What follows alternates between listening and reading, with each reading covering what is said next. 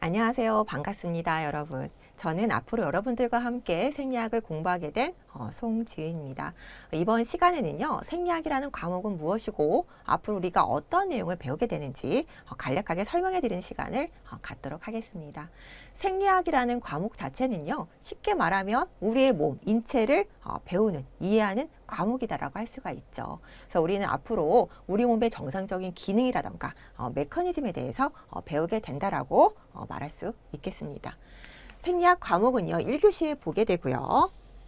그동안에 문제 패턴을 보게 되면 시간을 많이 요하는 어렵거나 복잡한 문제가 출제되거나 그러지는 않습니다. 그렇기 때문에 문제를 보고 바로바로 답을 골라낼 수 있어야 되고, 그렇게 하기 위해서는 우리가 공부를 할 때 중요한 내용, 중요한 파트를 여러 번 반복해서 그 내용을 정확하게 아는 것이 유리하겠다라는 말씀을 드리겠습니다. 그래서 앞으로 우리가 어떤 내용을 배우게 되는지 이제 하나씩 설명해 드리도록 하겠습니다. 우리 몸은 뭘로 이루어져 있죠? 세포로 이루어져 있죠. 그렇죠? 그래서 첫 번째로 배우는 내용이 세포의 구조, 뭐예요? 세포막과 세포 소기관이죠. 그리고 각각의 기관들이 하는 기능이 무엇인지 이런 것들에 대해서 배우게 되고, 그 다음에 세포막을 통한 물질의 이동 방법에는 무엇이 있는지 배우게 됩니다. 세포막을 통한 물질의 이동에는 뭐가 있을까요? 확산, 삼투, 여와 같은 수동적인 이동과 그 다음에 이제 능동적인 이동이 있을 수 있고요. 능동적 이동. 이 외에도 거대 물질 분자의 이동 방법에 대해서 배우게 되겠습니다. 그 다음에 두 번째로 배우는 내용이 바로 신경입니다. 그래서 신경 조직의 기본 단위는 뭐죠? 뉴런이죠. 그렇죠? 그래서 뉴런이 어떻게 생겼는지, 뉴런의 구조와 뉴런의 기능은 무엇인지, 기능에 대해서 배우게 되고요. 그다음 신경의 흥분과 전도는 어떻게 이루어지는지, 그리고 신경계는 크게 중추와 말추 신경계로 분류할 수 있죠. 그래서 중추와 말추 신경계에는 뭐가 있고 우리 몸에서 각각 어떠한 기능을 하게 되는지 그러한 내용들에 대해서 배우게 되겠습니다. 그 다음에 챕터 3에서는 이제 근육과 감각에 대해서 배우게 되는데요. 근육을 분류하자면 크게 어떻게 분류할 수 있을까요? 근육은 골격근, 그쵸? 골격근, 심장근, 평활근으로 분류할 수 있죠. 그리고 각각의 근육의 비교 특징들에 대해서 배우게 됩니다. 그리고 골격근의 수축은 어떻게 일어나는지, 골격근이 수축할 때 생성되는 물질이 무엇이고 소모되는 물질이 무엇인지 배우게 되고요. 그리고 시각, 청각, 평형 감각, 미각, 후각, 피부 감각 같은 감각 기관에 대해서 배우게 되겠습니다. 그 다음에 이어서 챕터 4로 넘어가 보도록 할게요. 챕터 4에서는 이제 혈액과 체액에 대해서 배우게 되는데요. 우리 몸에 있는 혈액은 혈액을 원심 분리로 분리하면은 뭐와 이렇게 할게요. 혈구와 혈장으로 분류할 수가 있죠. 혈구와 혈장으로 분류할 수 있다. 그럼 혈구에는 뭐가 있을까요? 적혈구, 혈소판, 백혈구가 있죠. 그렇죠? 그럼 각각의 혈구들의 비교 특징들을 잘 알고 있는지 그런 내용을 우리가 배우게 되겠고요. 그다음 혈장의 기능은 무엇인지 이런 것들에 대해서 배웁니다. 그리고 면역이라 하면 항체를 뜻하죠. 항체 반응, 면역에 대해서 배우게 되고, 또 ABO식 혈액형, RH 혈액형 이런 것들에 대해서 배우게 되고요. 또 혈액 다음에 배우게 되는 내용이 체액입니다. 그래서 체액의 분류에 대해서 배우게 되는데요. 세포막을 기준으로 했을 때 세포막 안쪽을 뭐라고 해요? 세포내액이라고 하죠. 세포내액. 바깥쪽을 세포외액이죠. 체액의 분류를 보자면 체액은 세포내액과 세포외액으로 분류할 수 있고, 또 세포외액은 세포간질액과 혈장으로 분류할 수 있다는 거죠. 그래서 챕터 4에서는 이런 내용을 배우게 된다는 겁니다. 그 다음에 챕터 5에서는 어떤 내용을 배우게 되는지 보도록 하겠습니다. 챕터 5에서는 이제 심장에 대해서 배우게 되는데요. 심장은 어떤 구조로 이루어져 있는지, 심장의 기능은 무엇인지, 또 심장의 특성은 무엇인지. 심장의 특성이 뭐가 있을까요? 심장은 뭐예요? 수축하죠. 수축성을 가지고, 또 자동성을 갖고, 또 전도성을 갖는 불수의근이죠. 전도성. 이런 것들이 심장의 특성이란 말이에요. 그래서 이런 심장의 특성에 대해서 배우게 되고요.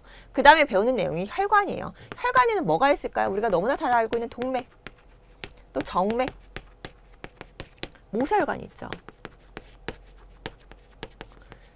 각각 혈관들의 비교 특징들에 대해서 배우게 됩니다. 알고 있어야 되는 내용들이죠.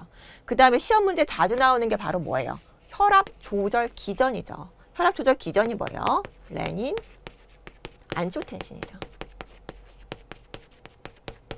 그래서 레닌, 안지오텐신 기전에 대해서 배우게 됩니다. 시험 문제 여러 번 나왔던 내용이라서 좀 잘 알고 있어야 되는 내용이고요. 그 다음에 챕터 6에서 배우는 내용이 바로 호흡이에요. 우리가 호흡이라는 것은 뭐야? 숨을 쉬고 내쉬는 게 이제 호흡이죠. 그쵸? 그래서 호흡의 운동과 호흡 조절 중추는 어디에 있는지. 그쵸? 그 다음에 호흡을 한다라는 것은 가스 교환이 일어난다라는 거죠. CO2와 O2의 교환이 일어난다라는 거예요. 그 가스 교환의 원리가 무엇인지. 중요하죠. 이것도 시험 문제 자주 나와줘요. 그쵸? 가스 교환의 원리는 무엇인가요? 원리는 산소와 이산화탄소가 교환하는 건데 그 원리가 산소와 이산화탄소의 분압 차이에서 분압이 높은 곳에서 낮은 곳으로 확산되어 이동하는 것이 가스 교환의 원리이다라는 겁니다. 그 다음에 산소와 이산화탄소의 운반 형태가 무엇인지, 그리고 호흡성, 대사성 산증과 알칼리증이 무엇이고 어떤 상황에서 발생하는지, 이러한 내용들을 호흡 파트에서 배우게 된다는 겁니다. 그 다음에 챕터 7에서는 이제 신장에 대해서 배우게 되는데요. 신장은 어떤 구조로 이루어지는지, 신장의 소단위가 뭘까요? 네프론이죠. 또 신장의 기능은 뭐야? 중요한 기능 중에 하나가 뭐야? 유해 생성과 배출이죠. 그래서 유해 생성과 배출이 어떠한 과정을 통해서 일어나는지 이런 것들을 배우게 되고요. 그래서 신장을 어느 정도 배우고 난 다음에는 이제 생식을 배웁니다. 남성과 여성의 생식에 대해서 배우게 됩니다. 그래서 챕터 7에서는 이러한 내용들에 대해서 배우게 된다라는 거죠. 그 다음에 챕터 8에서는 소화와 흡수에 대해서 배우게 되는데요. 이 소화와 흡수와 관련된 내용들은 우리 영양학 시간에 배웠던 내용을 대부분 포함을 하고 있습니다. 그래서 이 내용 공부하실 때 영양학 파트랑 같이 연계해서 공부하시는 게 큰 도움이 될 거라고 보고요. 챕터 8에서는 어떤 내용을 배우게 되냐면 소화기관의 구조, 그 다음에 소화기관의 기능에 대해서 배우게 됩니다. 우리가 음식물을 먹어요. 음식물을 먹게 되면 소화의 시작은 어디서부터 일어나죠? 입에서부터 일어나죠. 그쵸? 그래서 소화는 입, 위장, 소장, 대장에서 이 순서대로 소화가 일어난다라는 거예요. 그래서 각각의 소화기관에서 분비되는 효소가 무엇인지, 그리고 또 어떠한 영양소의 소화가 이루어지는지 이런 것들을 배우고, 또 영양소의 소화가 이루어지면 영양소에 뭐가 일어나죠? 흡수가 일어나죠. 흡수되는 장소가 어딘지, 어디에? 소장이죠. 소장이 육모잖아요. 그 흡수되는 원리가 무엇인지 이런 것들에 대해서 배우게 됩니다. 그래서 영양학 파트랑 같이 연계해서 볼 필요가 있다라는 말씀 다시 한번 드리고요. 그 다음에 챕터 9가 이제 마지막 챕터인데요. 챕터 9에서는 뭘 배우냐면 호르몬에 대해서 배우게 됩니다. 그래서 호르몬의 종류 뭐가 있어요? 뇌하수체에서 분비되는 호르몬의 종류 뭐가 있는지, 갑상선에서 분비되는 호르몬 뭐가 있는지, 그 다음에 부갑상선 호르몬에서 분비되는 호르몬에 뭐가 있는지, 부신, 췌장, 성호르몬의 종류에는 뭐가 있는지, 각각의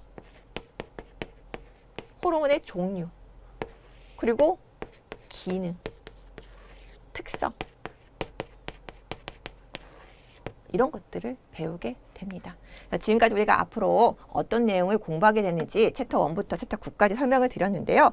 내용이 다소 많고 좀 문제가 어려울 것 같다라고 생각하시는 분들도 계실 거라고 생각이 드는데, 우리 교재에 중요한 내용이 잘 설명이 되어 있습니다. 그래서 저와 함께 차근차근 공부하시면 크게 어렵지 않게 느끼실 거라 믿습니다.